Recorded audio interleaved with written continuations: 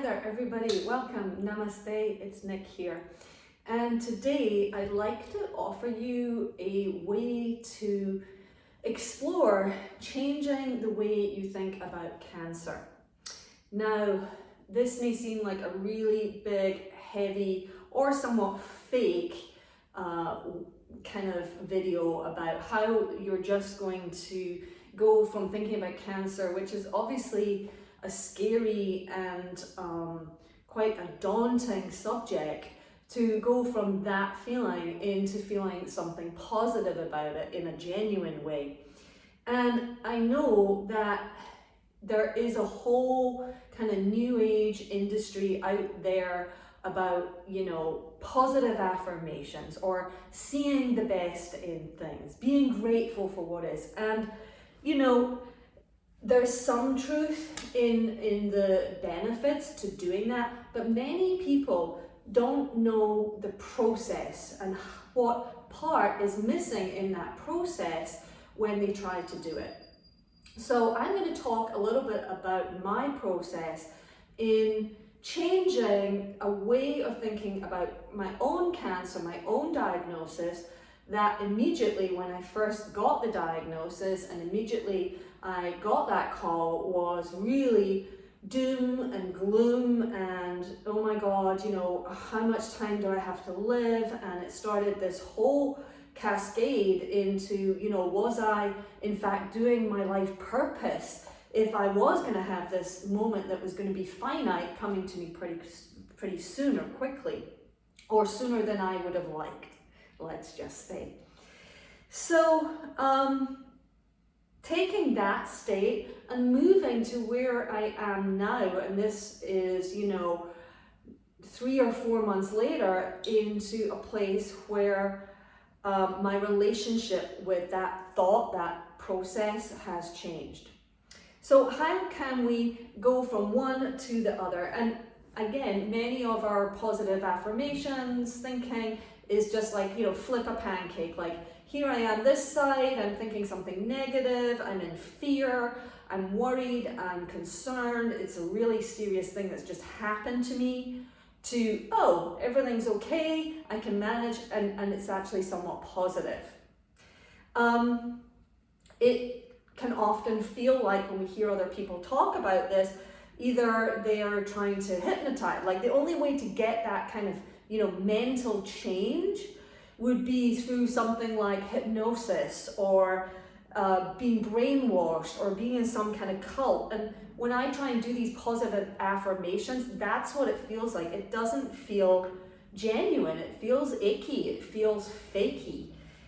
Even to myself, even if I'm the one making up the affirmations. So that's really the difference between this positive, just, notice you've got something negative, I'm scared, and just say the opposite. Oh, I'm not scared. It feels disingenuous. Versus the process, which I call Beautiful Alchemy, but really when I'm talking about alchemy, I just want to explore what that means as opposed to this flipping. So positive affirmations go from one side straight to the other. For me, it feels fake. It feels not on. Alchemy, as was practiced in, ancient times, was the art of taking a base metal, like lead, and doing a process, putting that thing, that piece of heavy, dense lead, not valuable metal, through a process of fire, through a process of heating, of intensity. And at the other end was a piece of gold, something that was valuable and pure. So we need to do this alchemization rather than the flipping. So you might be asking, well, how can I do alchemy? Like, how can I become an alchemist around this diagnosis, this dreadful thing that I've got, I'm experiencing, I'm going through? Well, the first thing is that we need to start with that piece of lead. We really need to be aware of it. We can't be pushing it away into a drawer, because then nothing can come to the piece of gold. So in our case, the alchemy requires realizing that you're having a thought that is maybe not really great, or not true, or not serving you. It doesn't take you to a high vibrational place. It doesn't light you up. So for example, in my own head, the thought that I was having was, oh my God, cancer is going to kill me prematurely. Now, it's just a thought, but it felt very true. It was so like baked in stone, like lead. But in actual fact, when I start to pick it apart, it's not, right? I don't know if cancer is going to kill me, because I cannot predict my own death. I don't know if it's going to do it prematurely, because again, I can't predict, and I can't say what I would be living into. This is all future thinking.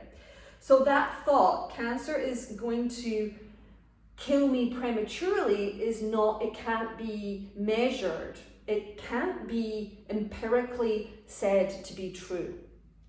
So we have our lead. And then the next thing before we get to the gold that has to happen is a process. In alchemy, in the actual art of alchemy, it would be fire and certain other chemicals added, and that was the secrecy of it all. And then it came out as gold. For us, what we need to do is, if you imagine a spectrum of, just like our bodies are made up of atoms, you have positive, you have negative, and you have neutral in the middle.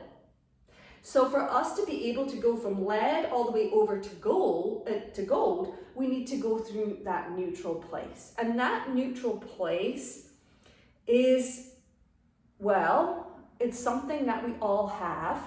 I'll give you a clue. It's something that cannot be seen. It's something that cannot be heard. It's something that cannot be smelt. It's something that cannot be tasted, but it is something that can be felt. And it can be felt when it comes into your body, which it does every few seconds, and it leaves your body every few seconds. You guess yet? It's your breath. So the breath is the most neutral thing available to us. And through doing breath work with specific intentions, and certainly the way that I teach it, that's your neutral place where you can take that lead, heavy thought not serving you into a different relationship. So kind of changing the thing. What might not change is the thing, but what might change is the relationship to the thing. So the relationship to my thought, whereas before I might have believed that thought, at the end of the alchemization, I can still have that thought, but I'm not believing it. It's not that I'm not believing it, but it's not like running its vibrational quality through me. It's not like it's a whole body experience. It's not tainting or touching my inner core vibration. And that's the alchemy. So let's have a chance to experience this. So this is a little test for you, because I'm like a spiritual scientist. So I invite you to join me for a very quick breathing practice and see if we can take ourselves from a negative thought through the alchemization process to a different relationship to that thought or thing. So I would recommend, if you're watching this video, to give yourselves 10 minutes of time to go through this meditation. If you don't have this time, you can come back and watch the video just from the meditation place again. But here we go. So sit up tall, sit up comfortable. And then if it feels comfortable, close your eyes down.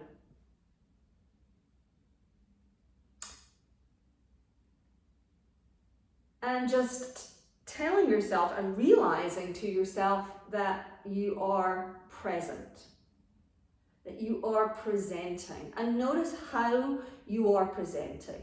Notice how your body is presenting. Notice how your face is presenting. And can you make everything as neutral as possible, so that you're balanced between your left sit bone and your right sit bone, along the earth, along the ground, along the floor, and you're balanced between the top and the bottom, so that you're neither lifting up too much or pressing down too much, but perfectly tilted between the earth and the sky, suspended. I am present. And then you are also here. I am here.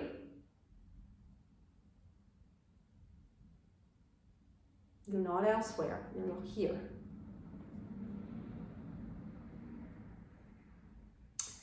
And then I want you to notice that what is making you here, that is allowing you to be present, is your breath.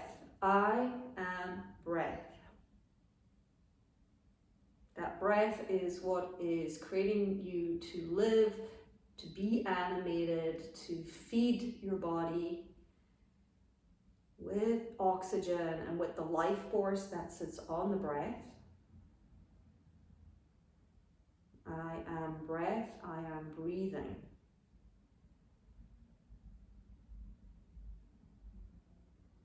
And then we can come to the body to notice the effects of that breath, the most neutral thing that we all have at all moments.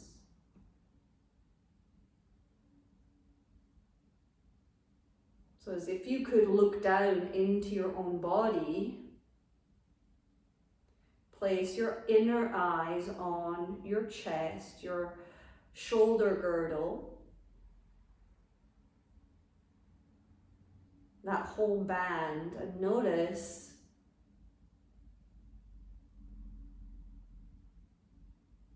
as you breathe in, the chest rises, and as you breathe out, the chest and shoulder fall. There's a feeling of lifting up and spreading out.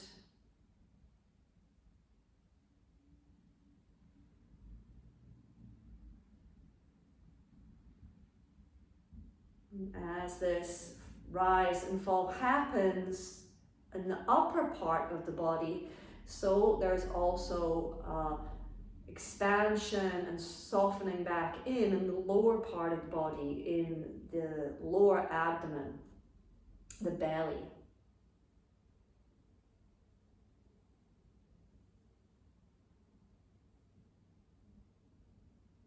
So begin to feel your belly expand out as you breathe in. And then as almost like a jellyfish going back into a central point in the lower abdomen as you breathe out, caused by the diaphragm that sits between the upper part and lower part of the body moving up and down. As you breathe in, the diaphragm releases down and the abdominal, the belly swells, kind of like a large, wide feeling. And then as you breathe out, that large, wide feeling like a puddle of water draws in and it lifts up, helping the diaphragm come up between the sternum.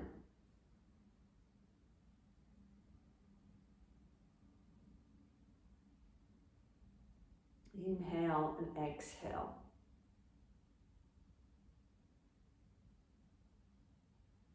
Continue with your breath, feeling the air coming through your nostrils.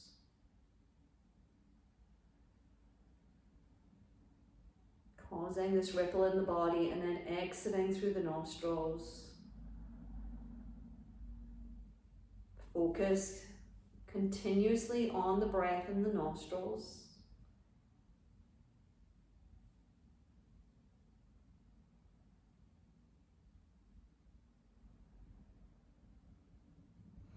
And the next inhale, belly rise, ribs expand, chest lifts.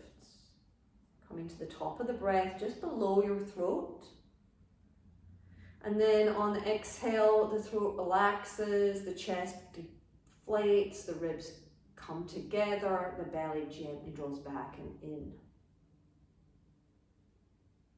So see if you can continue with this breath, feeling all parts of your breath and just mentally checking off belly, ribs, chest, and then chest, ribs, belly.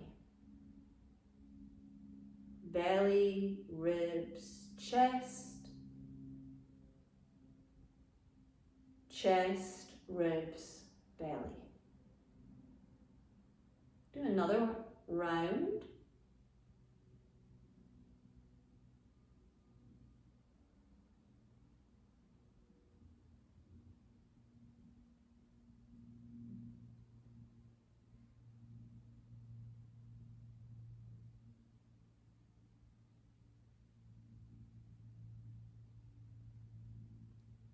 And then with this third exhale, begin to feel the breath like a wave coming up from the belly, rising to the top of the breath, just beneath the throat, holding the breath like the pause point at the crest of the wave for 2 counts.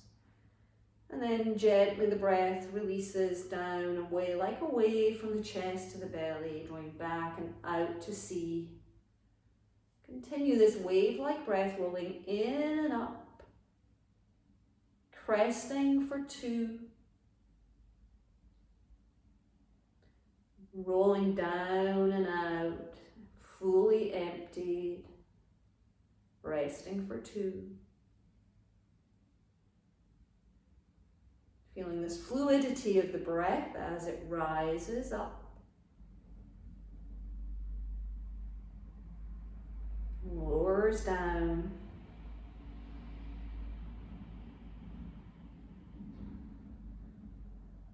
feel another 2 complete cycles of breath, focusing only on the breath, like everything else pushed away, all concentration on the breath only.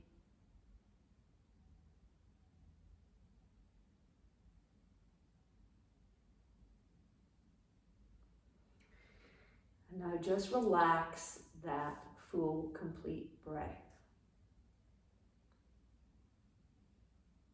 Let your body's rhythms recalibrate, your body's breath cycle recalibrate.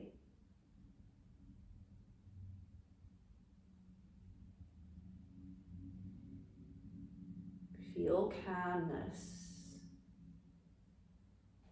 Feel ease and steadiness.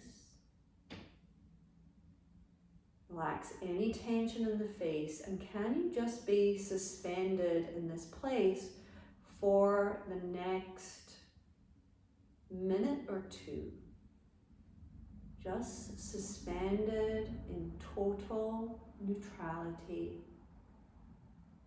still, silent, neutral.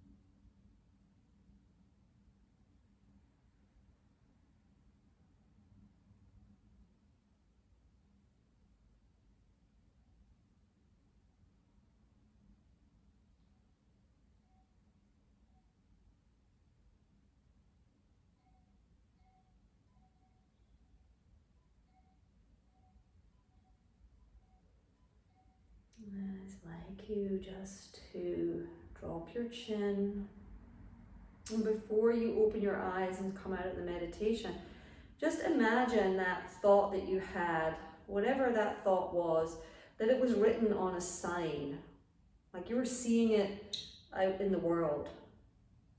Like you were going past it in the street, and notice your reaction to that sign, to that, the words, your thought written on a signpost. Does it still shock you? Does it still make you fearful? Does it make you neutral? Does it make you happy? Does it make you anything? And then let your eyes gently open and come back to the space together that we're sharing. So what you've experienced there is what I do myself and what I work with when I work with others to create beautiful alchemy. It's a way of kind of brain surgery with the breath, and you know, it is a practice and you have to choose to want to do it or become accountable for doing it. So I hope it has been of use. It works with any and all thoughts. Some thoughts are easier than others. Yeah, if you're interested in knowing a little bit more about me and working with me and my beautiful alchemy technique, then I'll put my details in the notes below. And otherwise, please check out the Pretty in Pink Hub. It's an online resource full of some yoga practices called Wigs Off, so that you can go to practice if, like me, you are wearing a wig and you want to take it off, you're going through chemotherapy, like I am. They're there for you to practice. And there is also a video around an Ayurvedic head massage and a little bit about the significance of hair loss. So I hope it's helpful for you. Please feel free to share this with other who are going through the cancer journey, and I'm wishing you well on yours. Hari Om, Om Tat Sat. Namaste.